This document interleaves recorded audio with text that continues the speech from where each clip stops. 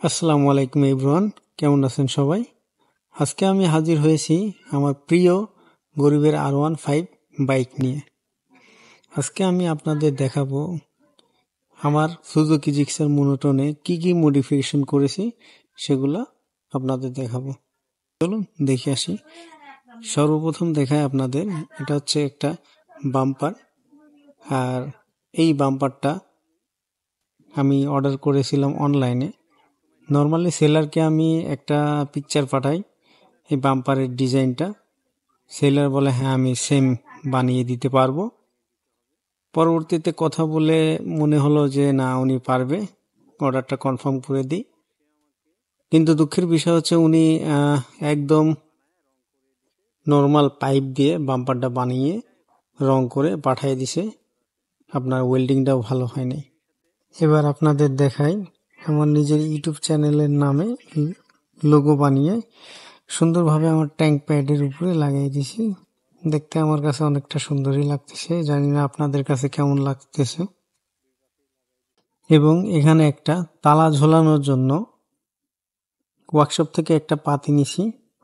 পাতিটা ফুটা করে nut bolt দিয়ে লাগাই দিছি, কারণ তালা খোলার পরে তালাটা কোথায় রাখবো সেই জায়গাটা এই গাড়িতে নাই, সেই জন্য এই ব্যবস্থা করা। আর এইটা হচ্ছে টায়ার গার্ড, এটা আমি 450 টাকা দিয়ে নিয়েছি। মোটামুটি আমার কাছে সুন্দরই লাগতেছে। তো এই হচ্ছে আমার পুরা গাড়ির লুক, জানি না আপনাদের কাছে কেমন লাগতেছে।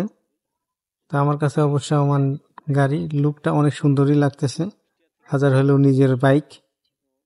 তো মেন কথা হচ্ছে যে বাম্পারটা আমার লাগাতে টোটালি কুরিয়ার চার্জ সহ ইনস্টলেশন চার্জ সহ 2500 টাকা পড়ে গেছে।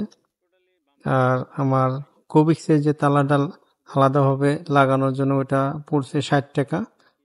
টায়ার গার্ড তো 450 টাকা। আর আপনার হচ্ছে আমার ইউটিউব চ্যানেলের নামে যে লোগোটা, ওটা খরচ পড়ছে 70 টাকা। আমি আর একটা মোটিভেশন করতে চাই আমার বাইকে, সেটা হলো ইঞ্জিন গার্ড। ইঞ্জিন গার্ড লাগানোর পরে আমার মনে হয় পুরো বাইকের লুকটাই চেঞ্জ হয়ে যাবে, আমার কাছে হয়তো বা অনেক সুন্দর লাগবে। তো যাই হোক, ইঞ্জিন গার্ড লাগানোর পরেই দেখা যাবে কেমন লাগে, তারপরে আর কোনো মোটিভেশন করার ইচ্ছা নাই। তো আপনাদের কাছে অনুরোধ, আমার ভিডিও নিয়মিত দেখবেন, আমার চ্যানেলটি সাবস্ক্রাইব করবেন, লাইক করবেন, কমেন্ট করবেন এবং আপনার ফ্রেন্ড সার্কেলকে শেয়ার করবেন। সবাই ভালো থাকবেন, সুস্থ থাকবেন। খোদা হাফেজ।